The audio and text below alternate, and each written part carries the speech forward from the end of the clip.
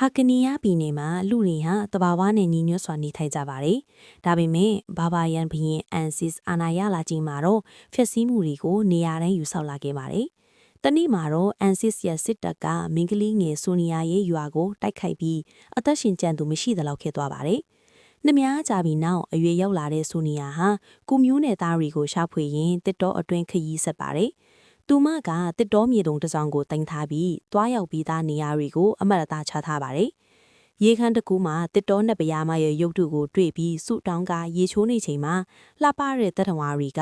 ငါးစားသမားစစ်သားတွေကလိုက်လံဖမ်းဆီးနေတာကြောင့်ပြေးလာကြပါတယ်။ဆိုနီယာနဲ့သူမရဲ့မြင်းကချက်ချင်းပုံကွယ်နေပြီးစစ်သားတွေထွက်သွားတဲ့အထိမပေါ်လာကြပါဘူး။နောက်ပိုင်းမှာတော့အဲ့ဒီတပ်တော်ဝါတွေကိုခြေမောင်းဖြတ်ပြီးအချိုင်းတွေမရှိတော့တဲ့အနေအထားနဲ့တေဆုံးနေကြတာကိုတွေ့ရပါတယ်။